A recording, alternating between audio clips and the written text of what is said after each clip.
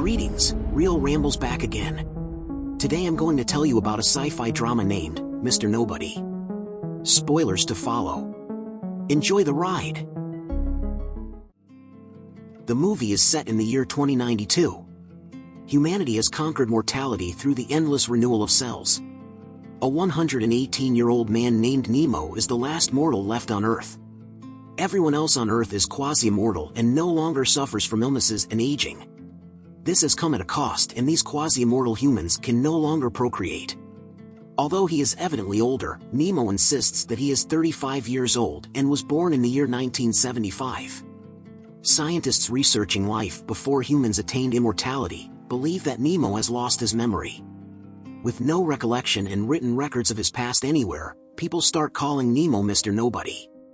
He spends his life under 24/7 surveillance, and people vote every week to decide whether he should be allowed to naturally pass away or artificially kept alive. Curious to know Nemo's past, a psychiatrist named Dr. Feldheim uses hypnosis to help him recall some of his memories. The hypnosis helps Nemo access his subconsciousness, reaching as far back as the time even before his conception. While Dr. Feldheim is away, a journalist sneaks into the facility where Nemo is kept and takes his interview. Nemo reveals to the journalist that all unborn babies reside in heaven and remember everything that can happen in their future and how it can be altered if they make certain choices. However, before they are born, the angels of oblivion erase their memory. Somehow, the angels forget about Nemo, allowing him to remember different possible futures for himself. This means that the present-day 118-year-old forgetful Nemo can recall his different probable pasts, and among one of them is the actual life he led. Nemo further reveals that the babies get to choose their parents, and he chose his mother because she smelled nice. Nemo was born with the ability to foresee all possible futures. At age 9, he tells his mother about the angels of oblivion. He correctly predicts that his father's car will get out of control and kill a lady.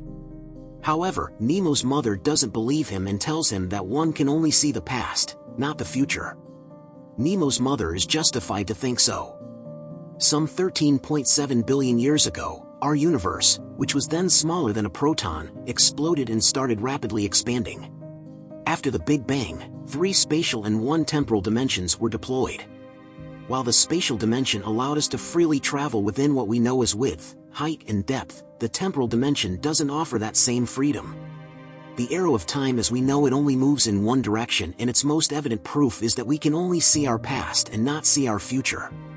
So, if Nemo is able to see the future, that would mean that time can be reversed, which we haven't witnessed yet.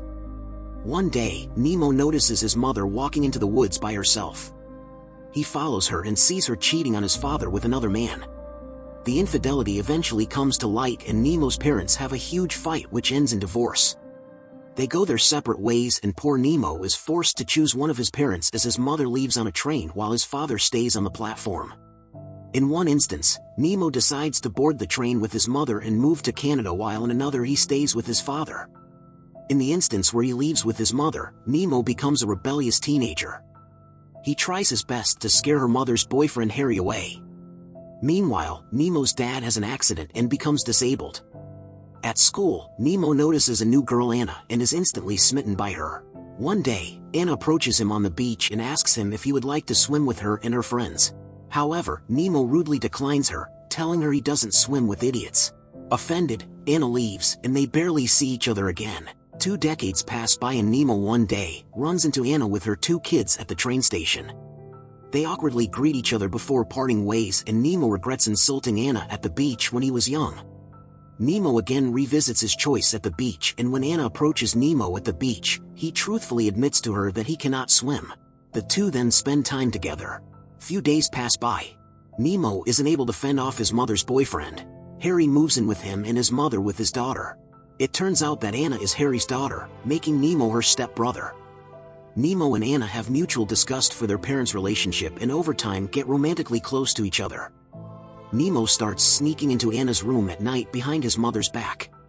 Eventually, Nemo's mother and Harry find out about the step-siblings affair and decide to separate to break them up. Nemo and Anna are heartbroken by the news. Anna makes Nemo promise to wait for her at the lighthouse every Sunday until they see each other again. Anna moves to New York with her father. Nemo waits for Anna at the lighthouse for months but never meets her, while Anna sends him letters but Nemo's mother hides them from Nemo, and eventually they both lose touch. Nemo becomes more and more distant from his mother. 2 decades pass by. Nemo still dearly remembers Anna. He works as a pool cleaner, hoping to one day run into Anna, who loves swimming. Eventually, they finally see one another at the train station and immediately recognize each other in a crowd of passers-by. The two embrace each other and passionately make up for the time they lost. Anna tells him while she was kept away from him, she had vowed that she would never love anyone else ever. She never became attached to anyone. She had nothing for herself. She only pretended to be alive. This moment is what she has been waiting for all this time. She renounced all possible lives and loves for him. However, she adds that she is not used to loving him anymore. She is terrified of losing him again and to go through the hell she went through when they were separated at 15. She tells him that she needs more time. Anna gives him her number, asks him to call her in 2 days and meet at the lighthouse. However, he loses her number when a sudden downpour makes her note illegible.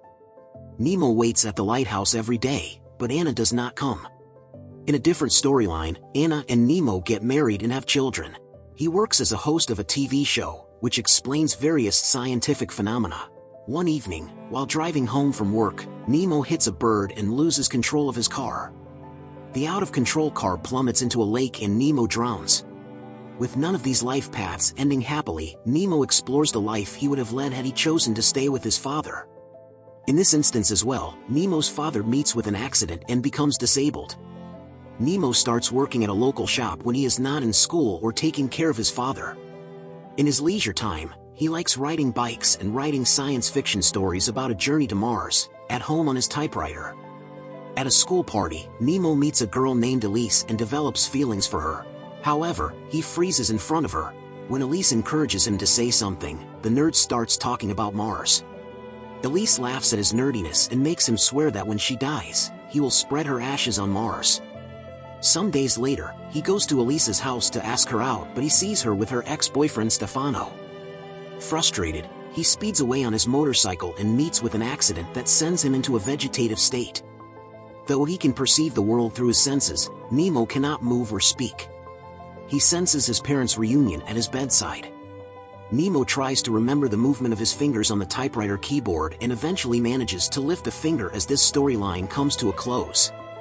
Nemo again reverses back to the time when he saw Elise with Stefano, and heartbroken, Nemo vows to marry the first girl who will dance with him at the school prom. That night, he meets a cute girl named Jean, and dances with her. While returning home with her, Nemo takes several pledges. He vows to marry Jean and become rich and successful. Years pass by. Nemo has a beautiful wife, 2 children and a big house, but he is still unhappy with his life. After feeling discontent with his destination despite having planned his life, Nemo starts making all of his decisions randomly via coin toss. He signs over all his possessions to Jean and leaves his family. At the airport, the coin leads him to pretend to be a passenger named Daniel Jones, who is taken to a hotel by a waiting chauffeur. In Daniel's hotel room, Nemo is murdered by 2 assassins who mistake him for Daniel Jones. Nemo again revisits the time when he was at Elise's house. Nemo learns that Elise is in love with her ex-boyfriend, but he does not back down and convinces her to give him a chance. Few years pass by and the two get married. In one version of the storyline, Elise dies in a blast shortly after they get married. Fulfilling his promise, Nemo keeps her ashes and embarks on a journey to Mars. While returning back to Earth after spreading Elise's ashes on the planet's surface, Nemo meets Anna aboard the spacecraft. However, before they can say much to each other, the ship is destroyed by meteoroids. In an alternate version of events, Nemo and Elise are married with 3 children. However, Elise is suffering from several borderline personality disorders and chronic depression. She frequently experiences panic attacks, and despite Nemo's several attempts to save their marriage, Elise ultimately leaves him to pursue Stefano. While running through all the paths he could take or has taken, Nemo time and again wakes up in a surrealistic world that seems like a movie set, possibly indicating that it is not a possible path of Nemo's life. Nemo follows several clues he finds scattered throughout the city and ultimately reaches a crumbling, abandoned wooden-framed house. Inside, he finds a DVD player hooked up to a television screen. In the oddly interactive video, the 118-year-old Nemo converses with the 34-year-old Nemo. The older Nemo explains that the life the younger Nemo is living is the older Nemo's past and therefore time is inverted for him.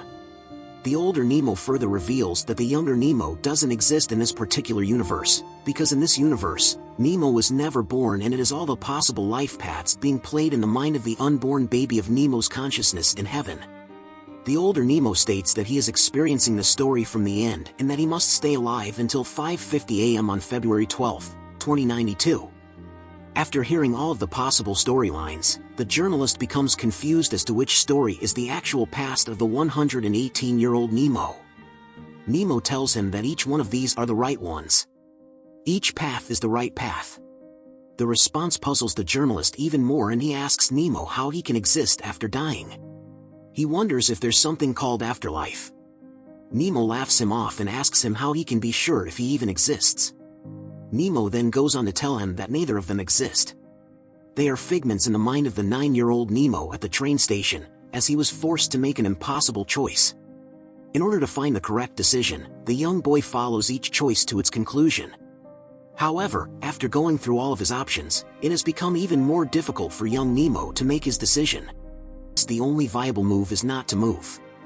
All the instances that were playing in Nemo's head begin to crumble as he has made his decision clear. The movie cuts back to the old Nemo on his deathbed. Just before he passes away, Nemo recalls his reunion with Anna and recites Anna's name. It is revealed that Anna ultimately came to the lighthouse and reunited with Nemo.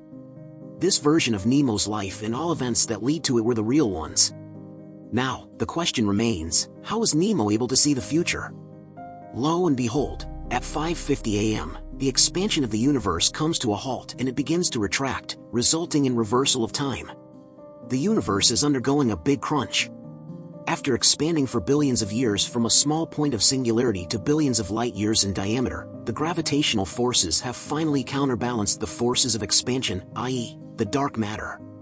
Just like the temporal dimension was opened after the Big Bang, it is now being closed during the retraction of the universe. Time is reverting. Consequently, Nemo is able to return to his childhood, watch his parents get back together and be with Anna. The 118-year-old man cackles triumphantly as he springs back into awareness with the realization that his younger self has finally found his one true love in life. Subscribe for more videos like this, turn on the notifications and leave a like to help the channel out. Thank you for watching.